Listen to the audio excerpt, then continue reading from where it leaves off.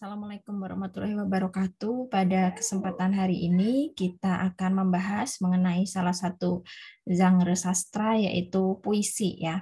Pada hari ini kita akan membahas terkait definisi, jenis-jenis, analisis unsur intrinsik puisi dan bagaimana penafsirannya. Ya, terkait topik bahasan puisi ini memang menjadi langkah awal bagi mahasiswa di mata kuliah pengantar sastra ini atau mahasiswa semester 1 karena topik bahasan kali ini nantinya akan menjadi dasar Anda pada mata kuliah selanjutnya. Misalnya pada mata kuliah kajian sastra yang insya Allah akan Anda ambil pada semester berikutnya, serta mata kuliah lain yang berkaitan dengan kesastraan maupun pengajaran sastra. Misalnya pada mata kuliah pembelajaran bersastra dan sebagainya, hingga nanti Anda bisa mengembangkan materi pembelajaran yang berkaitan dengan sastra, terutama yang berkaitan dengan puisi ya. Baik, kita mulai pembahasan kita. Nah, ini ada kutipan sebuah puisi dari Profesor Sapardi Djoko Damono. Ini sangat terkenal. Beliau adalah penyair dan juga guru besar atau profesor dari Universitas Indonesia. Beliau sudah wafat ya, sudah meninggal dunia, tetapi karya-karya beliau itu abadi. Nah, ini ada kutipan yang saya sangat suka ya. Yang fana adalah waktu, kita abadi. Dan silakan Anda menginterpretasi berdasarkan pengalaman batin Anda apa makna dari kutipan dari puisi ini. Ya. Ini. Kemudian ini ada juga puisi dari Pak SDD, masih Pak SDD Sapardi Djoko Damono. Aku ingin ya, ini seringkali Anda temukan di beberapa undangan pernikahan ya, sering menjadi kutipan di undangan pernikahan, dan memang puisi ini sangat bagus ya sebagai sebuah puisi modern. Aku ingin mencintaimu dengan sederhana, dengan kata yang tak sempat diucapkan kayu kepada api yang menjadikannya abu. Aku ingin mencintaimu dengan sederhana, dengan syarat yang tak sempat disampaikan awan kepada hujan yang menjadikannya tiada. Nah, untuk menafsirkan ini tentu saja tidak begitu mudah ya, dan setiap penyair, setiap pengkaji bisa menggunakan pendekatan yang bermacam-macam.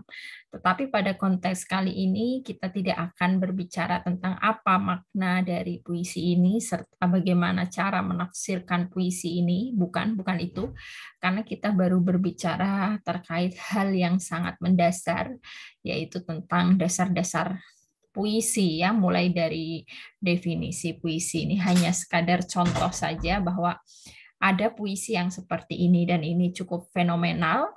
Oleh sebab itu kami menyarankan kepada Anda untuk lebih banyak membaca berbagai macam jenis karya sastra ya, tidak hanya puisi saja tetapi juga ada prosa dan juga ada drama, sehingga Anda juga paham dan mengenal sastrawan-sastrawan atau penyair-penyair ya, tidak hanya Sapardi Djoko Damono tetapi banyak ya penyair, misalnya Hairil Anwar, Amir Hamzah, kemudian Sutarji Kaulzum Bahri, kemudian ada W.S. Rendra ya, bahkan yang masih sugeng pada saat ini ada Gusmus ya, beliau juga salah satu penyair Indonesia.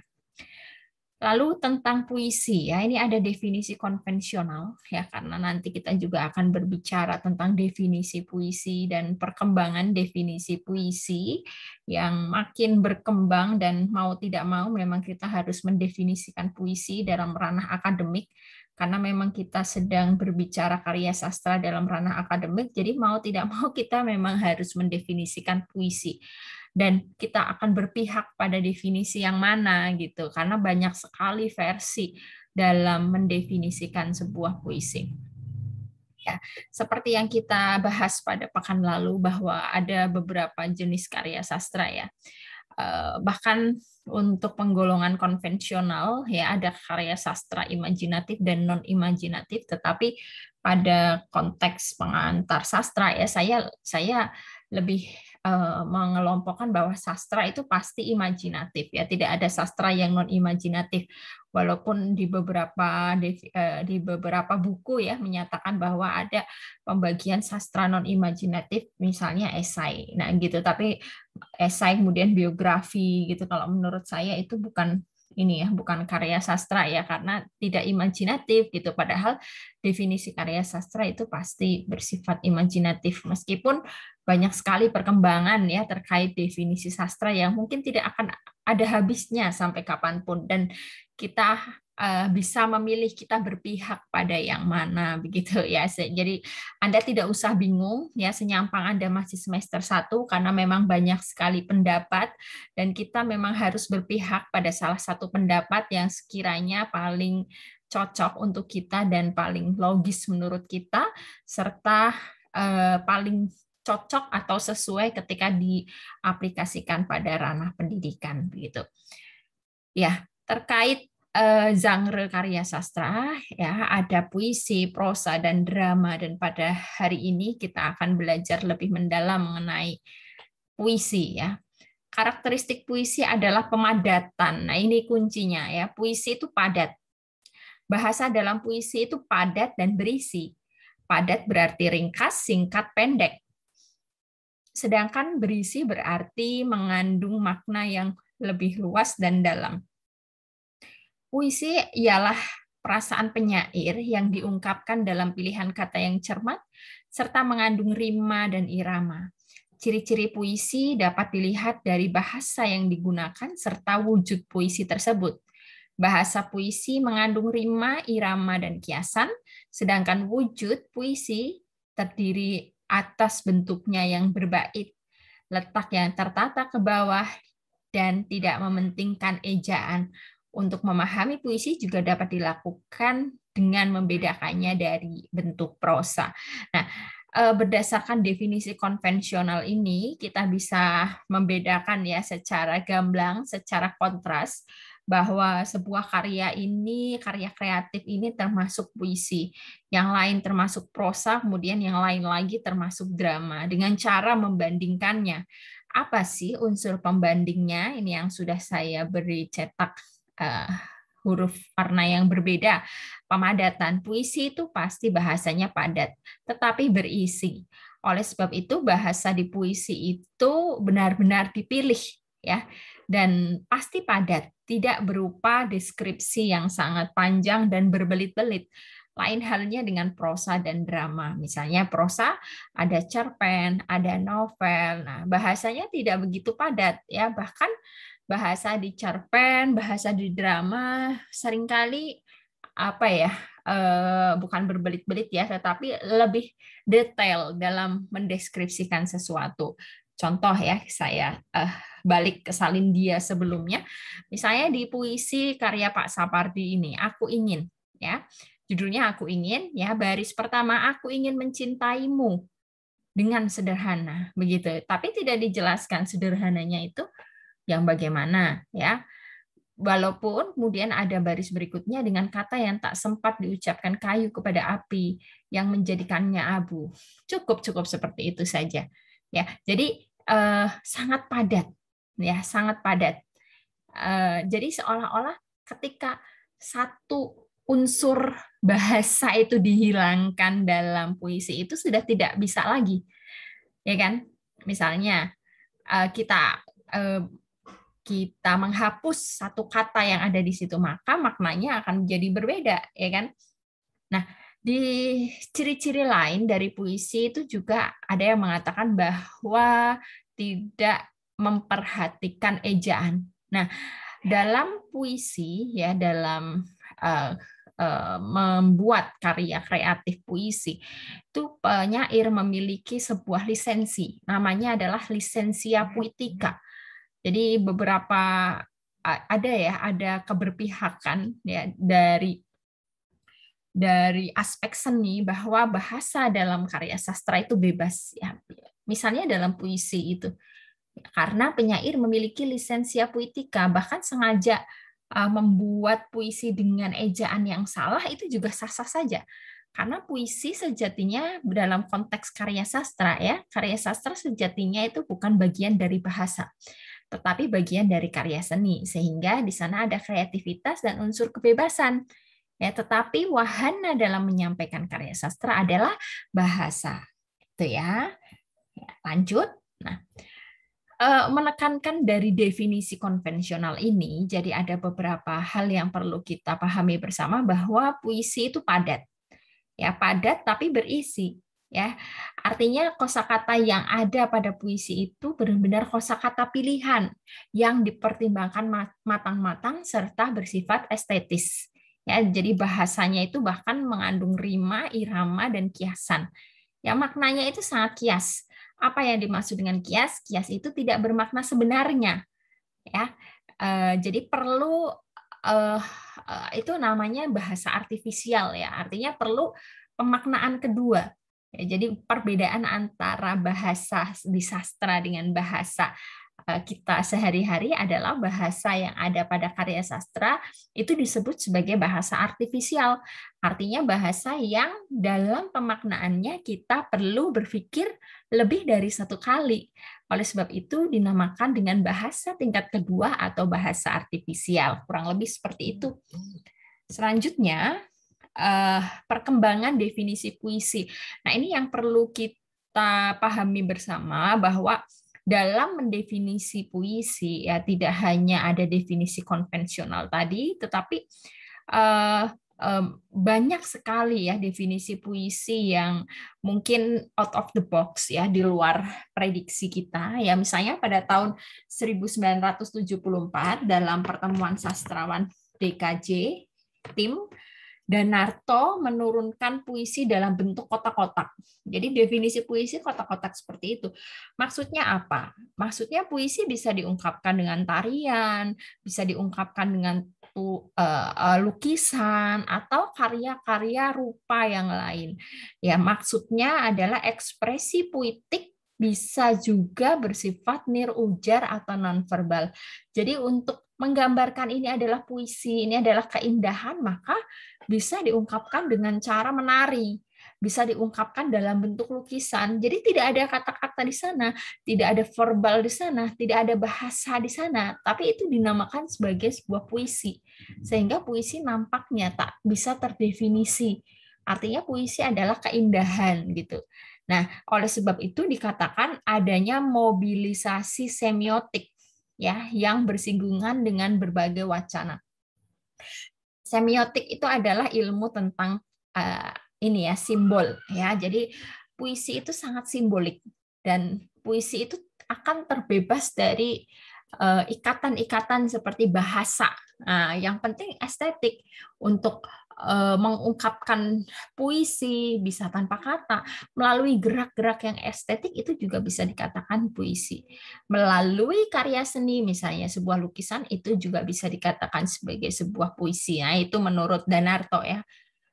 Lalu harus serupa ditunjukkan pula melalui puisi ya oleh Gendut Rianto pada tahun 1994 dalam bentuk sendok dan garpu. Jadi hanya bentuk sendok garpu saja yang kemudian maknanya adalah kata telah dihunjam garpu.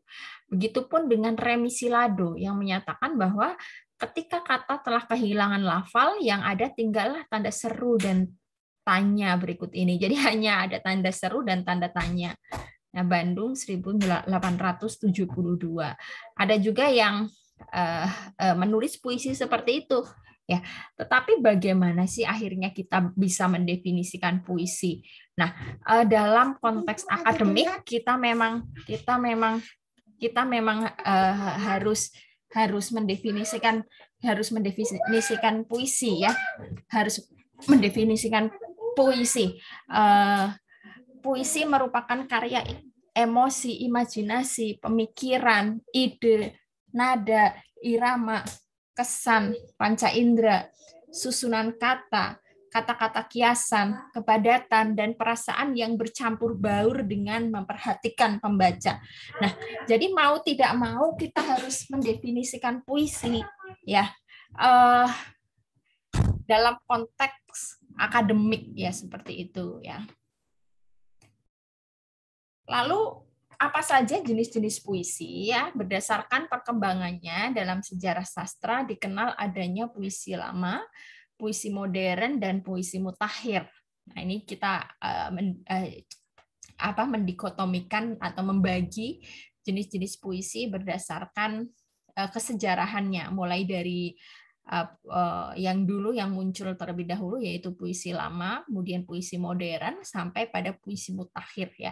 Ini ada perbedaan antara modern dan mutakhir ya, karena pada berdasarkan ilmu filsafat ya, mulai dari masa-masa struktural, kemudian muncul zaman modern hingga akhirnya sekarang yang terbaru adalah postmodern, sehingga muncul puisi mutakhir ya yang muncul dari sebuah pendekatan postmodernisme yang mana pada puisi mutakhir itu mengabaikan hal-hal yang bersifat normatif ya, dianggap sebagai sesuatu hal yang sangat bebas dan menggabungkan atau blended ya antara hal-hal yang artinya ini hal yang terbaru dan mengabaikan hal-hal yang sangat normatif dan formal.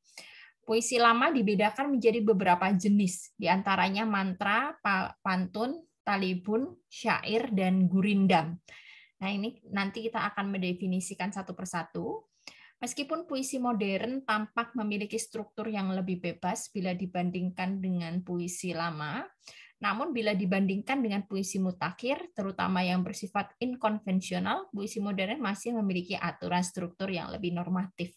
Nanti akan kita lihat contohnya, mana puisi lama, kemudian puisi modern, dan puisi mutakhir. Yang pertama puisi lama, ya ada yang pertama mantra, ada jenis mantra. Mantra adalah jenis puisi yang paling tua dalam sastra. Mantra diciptakan dalam kepercayaan animisme dan dinamisme untuk dibacakan dalam acara berburu, menangkap ikan, mengumpulkan hasil hutan, untuk membujuk hantu-hantu yang baik dan menolak hantu-hantu yang jahat. Mantra memiliki beberapa ciri khas. Yang pertama, pemilihan katanya sangat seksama, bunyi-bunyi diusahakan berulang-ulang dengan maksud memperkuat daya sugesti kata. Kata yang digunakan banyak kata yang digunakan kurang umum dalam kehidupan sehari-hari dengan maksud memperkuat daya sugesti kata. Jika dibaca keras, mantra menimbulkan efek bunyi yang bersifat magis ya. Itu. Lalu contoh mantra ya, ini saya kutip, Assalamualaikum anak cucu hantu pemburu yang diam di rimba kampung dan sebagainya. Ini Hoikas ya, dari Hoikas. Mantra memiliki ciri khas. Lalu yang kedua ada pantun. Ya, pantun merupakan puisi lama yang memiliki ciri bersajak ABAB. Setiap bait terdiri atas 4 baris, 2 baris sampiran dan 2 baris isi. Ya, ini masih kurang 1 baris terdiri atas 8 sampai 12 suku kata. Ini yang sangat sering Anda temukan ya dari SD Anda belajar nulis pantun. Contoh, paman datang membawa durian, hati senang membawa hadiah. Bila sedang ada cobaan, hadapilah dengan tabah. Ya, jadi ini bersajak A, B, A, B. Lalu talibun terdiri atas larik-larik sampiran dan isi. Bedanya talibun memiliki larik lebih dari 4 dan selalu genap. Misalnya 6, 8, 10, 12, atau 14. Kalau jadi pergi ke pekan, yuk beli, belanak beli. Ikan panjang beli dahulu. Kalau jadi engkau berjalan, ibu cari, sanak pun cari, induk semang cari dahulu. Gitu ya. Lalu syair. Syair merupakan puisi yang berlarik 4 setiap bait dan bersajak a dan mengisahkan suatu hal. Lalulah berjalankan tambuhan, diiringi penglipur dengan tadahan. Lemah lembut berjalan perlahan-lahan, lakunya manis memberi kasihan. Gurindam. Gurindam adalah puisi yang terdiri atas 2 baris berirama sama AA. Kedua barisnya merupakan isi ya. Baris pertama merupakan sebab, baris kedua merupakan akibat. Isinya biasanya berupa nasihat. Contoh Gurindam 12, barang siapa tiada memegang agama, sekali-kali tiada boleh dibilangkan nama. Barang siapa mengenal yang 4, maka ia itulah orang yang makrifat. Barang siapa mengenal Allah, sungguh suruh dan tegaknya tiada ia menyala. Barang siapa mengenal diri, maka telah mengenal akan Tuhan yang bahari. Barang siapa mengenal dunia, taulah ia barang yang terperdaya. Barang siapa mengenal akhirat, taulah ia dunia mudarat. Nah, lalu tibalah saatnya kita berbicara tentang puisi modern, dan barangkali ini adalah puisi yang paling sering Anda temukan pada saat ini. Puisi modern memiliki kecenderungan sebagai puisi bebas, terutama dalam jumlah baris, tiap bait maupun persajakan. Contoh, puisi Aku karya Hairil Anwar. Kalau sampai waktuku, ku mau tak seorang kan merayu, tidak juga kau, tak perlu seduh sedan itu. Aku ini binatang jalang dari kumpulan yang terbuang. Biar peluru menembus kulitku, luka dan bisa kubawa lari. Aku tetap meradang, menerjang, berlari, hingga hilang pedih perih. Dan aku akan lebih tak peduli, aku mau hidup 1000 tahun lagi. Ini puisi modern ya, yang sering kali kita temukan pada saat-saat ini. Nah, puisi modern ini memiliki kecenderungan tidak terikat jumlah baris dalam setiap bait, pun tidak terikat sajak, ya kan? Tidak terikat jumlah suku kata dalam setiap baris, jadi dianggap lebih bebas. Tetapi dianggap pula lebih normatif daripada puisi mutakir. Ini puisi mutakir yang muncul dari pendekatan postmodernisme, ya. Dianggap puisi yang lebih bebas dan normatif, yang keluar dari zona normatif, jadi sangat bebas. Contoh ada tragedi Sihka Winka ini, karya Sutarji Kalzum Bahri, kawin, kawin, kawin, kawin, kawin, kawin, kawin, kawin, kawin, win, kawin, kawin, kasih, kasih, kasih, kasih, kasih, kasih, kasih, kasih, kasih, sih, sih, sih, sih, sih, sih, kaku, begitu. Nah, ini maknanya apa? Ini bukan ranah kita di sini ya. Jadi nanti ketika mata kuliah pengkajian puisi nantinya akan lebih membahas lebih mendalam ya terkait beberapa jenis-jenis puisi. Salah satunya adalah puisi mutakir yang akhirnya timbul loh. Ini ada puisi seperti ini. Ini digolongkan berdasarkan sejarah sastra, masuknya adalah puisi mutakir karena masuk pada zaman postmodernisme. Lalu, nah, bagaimana analisis unsur intrinsik puisi? Ya, analisis unsur intrinsik puisi bisa dilihat dari dua hal. Yang pertama gaya bahasa, yang kedua bentuk. Gaya bahasa yang dipergunakan penyair mencakup gaya puisi yang meliputi asonansi, aliterasi, persajakan, efoni, dan kakofoni. Gaya kata yang kedua adalah gaya kata yang membahas tentang pengulangan kata dan diksi, serta gaya kalimat yang berisi gaya implisit dan gaya retorika, larik, serta bahasa kiasan. Kemudian kita juga bisa menganalisis unsur intrinsik dari segi bentuk. Memahami puisi melalui bentuknya dapat dilakukan dengan menelaah tipografi, tanda baca, serta enjambemen. Lalu bagaimana menafsirkan puisi ya? Secara konvensional kita bisa dengan mengkaji gaya dan bentuk puisi itu secara struktural. Hal yang perlu diperhatikan adalah judul dan kekerapan kata, banyaknya kata yang berulang, dapat menggiring pembaca dalam memahami tema. Biasanya kata-kata yang berulang itu yang sangat cenderung ya terhadap tema yang diangkat pada puisi itu. Jika terdapat bait yang mengandung sedikit lirik, biasanya di sanalah tertuang tema puisi. Seperti halnya pada judul yang juga dapat membayangkan tema. Ya, biasanya judul itu berkorelasi dengan tema. Tapi ingat, judul itu juga belum tentu sama dengan tema. Mengetahui tema serta lirik merupakan langkah pertama dalam upaya memahami puisi. Begitu. Ya, sekian penjelasan dari saya. Wassalamualaikum warahmatullahi wabarakatuh.